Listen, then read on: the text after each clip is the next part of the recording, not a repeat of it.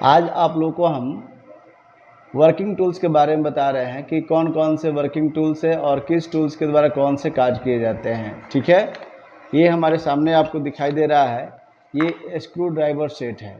ठीक है, screw driver set में ये हैंडल हो गया इसका, और इसमें हम माइनस सेट करके इसको इसमें लगा देते हैं और इसे टाइट कर देंगे, और जिसको जो माइनस वाला हेड वाला होता है उसको खोलने के लिए, स्क्रू को खोलने के लिए इसका प्रयोग करते हैं। ठीक है, ये स्क्रू ड्राइवर हो गया। इसमें हम क्या करते हैं, इसमें एक और एक्सटेंशन के लिए रॉड दिया रहता है। जैसे मान लीजिए काफ़ी अंदर गहराई में हमारा ये स्क्रू ड्राइवर वहाँ तक नहीं पहुँच पा रहा है, तो हम क्या करते हैं कि उसको इसमें फिट कर देते हैं।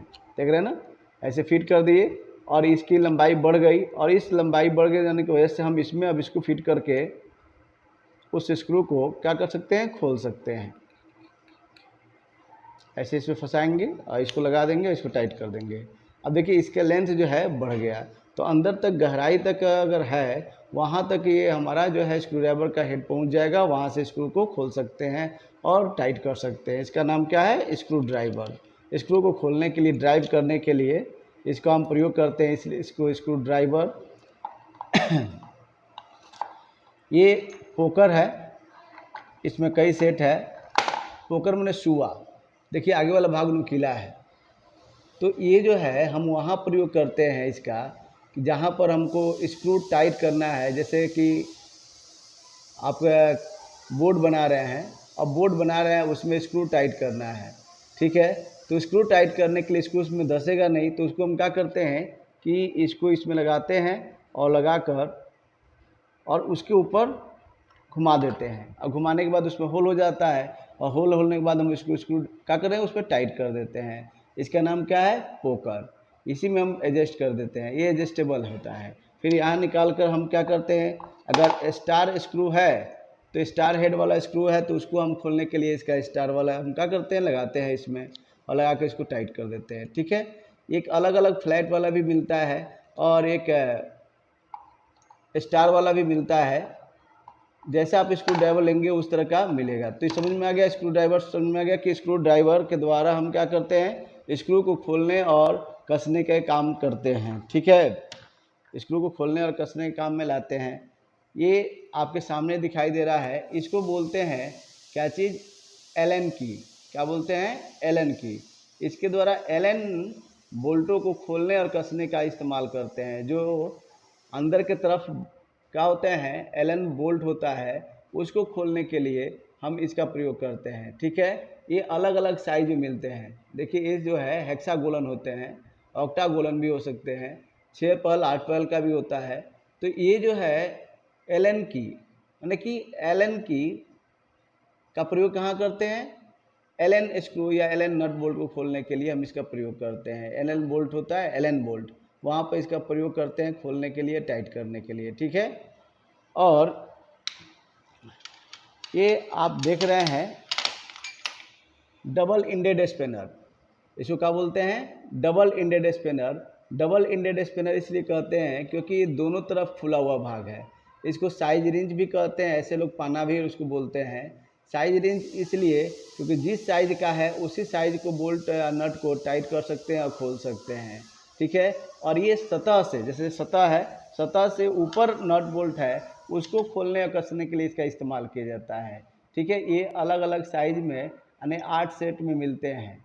ठीक है, और भी अलग से आप ख़रीदना चाहते हैं तो अलग से भी मिलते हैं। ठीक है, ये कौन सा रिंच है, तो double spinner, double ended spinner कहते हैं। क्या कहते हैं इसको, डबल इंडेड स्पिनर, दोनों तरफ से फुला हुआ भाग है। इसको साइज रिंच के नाम से भी जानते हैं। ये है रिंग स्पिनर।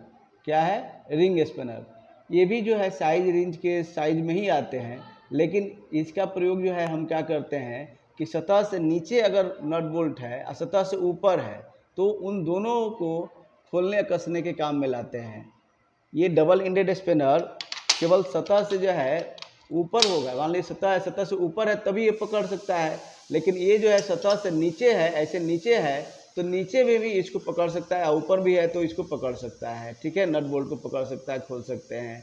दोनों तरफ जो है गोल सा है, रिंग की तरह बना हुआ है, इसलिए इसको रिंग स्पिनर भी कहते हैं। ठीक है, और इसका हैंडल भी जो है नट बोल्ट के साइज के ऊपर ही निर्भर करता है इसकी लंबाई। ठीक है, स्लाइड रिंच, क्या नाम है? स्लाइड रिंच, नहीं स्लाई नहीं, स्लाइड। इसके जबड़े को हम क्या कर सकते हैं? घसका सकते हैं, देखिए स्लाइड कर सकते हैं इस तरह से, इसलिए इसको स्लाइड रिंच कहते हैं। क्या कहते हैं? स्लाइड रिंच कहते हैं। एडजस्टेबल रिंच भी कहते हैं। क्या कहते हैं इसको? Adjustable wrench. ये साइज के अनुसार, नट बोल्ट के साइज के अनुसार इसके जबड़े को हम क्या कर सकते हैं? एडजस्ट कर सकते हैं। इसके जबड़े पर कोई तीत नहीं बना हुआ रहता है। ठीक है, ये है पाइप रिंच। ठीक है, इस पाइप को यानी गोल सरफेस को पकड़ने और खोलने के लिए इसका प्रयोग करते हैं। इसको पाइप रिंच इसलिए कहा जाता है कि पाइप को ज़्यादा खोलने और कसने के लिए इस्तेमाल में लाया जाता है, इसलिए इसको पाइप रिंच कहते हैं। देखिए इसके जबड़ा खुल रहा है ना। और स्लाइड रिंच में और इसमें अंतर यही है कि स्लाइड रिंच के जबड़े पर तीत नहीं बना होता है। देखिए तीत बना हुआ है इसमें। ठीक है, तीत दिखाई दे रहा है, दांता। ये दांता की वजह से वो पकड़ने का काम करता है गोल सरफेस को। ठीक है, तो गोल सरफेस जैसे पाइप हो गया, उसको खोलना कसना हो तो हम इसका प्रयोग करते हैं। किसका? पाइप रिंच का। ये आपके सामने दिखाई दे रहा है, इसको कहते हैं प्लायर। 150 mm लंबाई में होता है, इसको क्या कहते हैं? प्लायर। ये हर जॉब में इस्तेमाल होता है, चाहे इलेक्ट्रिशियन हो, रेफ्रिजरेशन, एयर कंडीशनिंग हो, पाइप फिटिंग हो, हर एक कॉमन टूल समझ लीजिए है।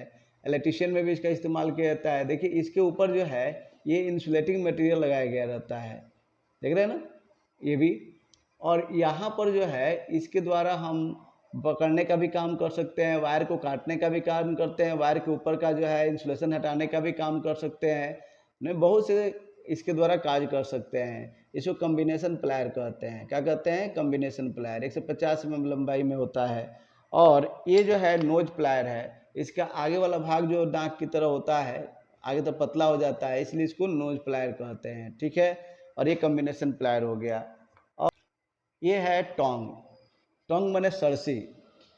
क्या है? सरसी है, जिससे गर्म सरफेस है उसको पकड़ने के लिए या उसको इधर से उधर करना होता है पकड़कर, तो हम इसका प्रयोग करते हैं। इसको क्या कहते हैं? टोंग कहते हैं। टोंग माने सरसी है ये। ठीक है, पंचिंग प्लायर है, पाइप को पिंच करना होता है तो हम इसका प्रयोग करते हैं। इसे पाइप को डालकर और इसको दबा देंगे तो पिंच हो जाएगा। ठीक है, ताकि इधर का गैस इधर रह जाएगा, इधर बाहर ना निकल पाए, लीकेज ना करे। इसको क्या कहते हैं? Punching tool. पंच कर दिया जाता है पाइप को, पिंचिंग कर दिया जाता है। और ये आपके सामने जो दिखाई दे रहा है इसको फाइल बोलते हैं, रेती। ये भी कटिंग टूल्स होता है और इसके द्वारा सरफेस को कट करके चिकना करने के लिए, साफ करने के लिए इसका प्रयोग करते हैं। ये जो फाइल है फ्लैट फाइल है, उसी तरह से जो है क्या होता है, ये राउंडेड हाफ राउंड फाइल है, आधा चिपटा है आधा गोल है। एक राउंडेड फाइल होता है, अलग अलग साइज के फाइल मिलते हैं। स्क्वायर फाइल भी होता है, त्रिकोण फाइल भी होता है, त्रिभुजाकार आकृति का फाइल भी होता है। ठीक है, अब ये जो है इसको वायर कटर भी कहते हैं। वायर को काटने के लिए इसका इस्तेमाल करते हैं, ऊपर का इंसुलेशन हटाने के लिए इसका इस्तेमाल करते हैं। ठीक है, और ये है सी क्लैंप। सी के आकार का बना हुआ रहता है, इसलिए इसको सी क्लैंप कहते हैं। और इसको पाइप को पकड़कर या किसी भी प्लेट को या कोई भी चीज़ पकड़कर हम क्या कर सकते हैं, उसको दबा सकते हैं, और उसको वेल्डिंग करना हो तो वेल्डिंग कर सकते हैं। ठीक है, इसका नाम क्या है? सी क्लैंप है। तो अलग अलग साइज के जो है टॉमी बॉक्स रिंच होता है, जैसे हमने बताया था साइज रिंच तो सतह से ऊपर होगा तो खोलने कसने के लिए इस्तेमाल करते हैं। रिंग रिंच यानी सतह से नीचे होगा तो खोलने कसने के लिए इस्तेमाल करते हैं, लेकिन सतह से काफ़ी नीचे होगा तो वहाँ खोलने कसने के लिए इस तरह के गोटी रिंच जिसको कहते हैं टॉमी बॉक्स रिंच, इसका प्रयोग करते हैं। इसमें हम एडजस्ट कर देते हैं और इसको उसमें लगाकर घुमाकर खोल सकते हैं। इसके अलावा कटिंग टूल्स के रूप में जो हेक्सा आता है, और हेक्सा का प्रयोग भी हम करते हैं, ट्यूब कटर का भी प्रयोग करते हैं, वाल्व की का प्रयोग करते हैं वाल्व को खोलने और कसने के लिए। ठीक है, तो ये सब वर्किंग टूल्स हैं। इसके अलावा और भी ग्राइंडर है, ग्राइंडर के द्वारा ग्राइंडिंग करने का काम करते हैं। ड्रिल मशीन है, ड्रिल मशीन के द्वारा छेदा करने का काम करते हैं। ठीक है, ये सब टूल्स आते हैं और इसके द्वारा काम किया जाता है, इसलिए इसको वर्किंग टूल्स कहा जाता है। इसके अलावा जो है चीजेल है, छेनी। चीजेल दो प्रकार के होता है, एक कोल्ड चीजेल होता है, एक हॉट चीजेल होता है। तो फिटिंग सेक्शन हो, इलेक्ट्रिकल सेक्शन हो, फीटर सेक्शन हो, कोई भी सेक्शन हो, उसमें कोल्ड चीजेल का इस्तेमाल ज़्यादातर किया जाता है। दीवारों में झिरी काटने के लिए या प्लेट को काटने के लिए हम क्या करते हैं, चीजल का भी प्रयोग करते हैं। चीजल समझ में आ रहा है ना, चीजल मतलब छेनी।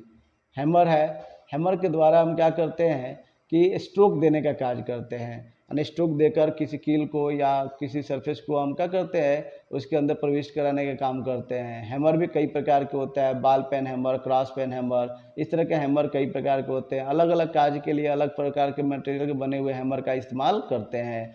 जैसे सीट मेटल सेक्शन है, जैसे बक्सा पेटी बनाया जाता है, वहाँ पर क्या होता है, लकड़ी के बने हुए हैमर का इस्तेमाल किया जाता है। वहाँ पर मेटल के बने हुए हैमर का इस्तेमाल करेंगे तो सीटें कट जाएगा। तो अलग अलग कार्य के लिए हम अलग अलग प्रकार के क्या करते हैं, टूल्स का इस्तेमाल करते हैं। तो ये सब वर्किंग टूल्स के अंतर्गत आता है। ड्रिल बिट हो गया और भी टूल्स हैं, ठीक है।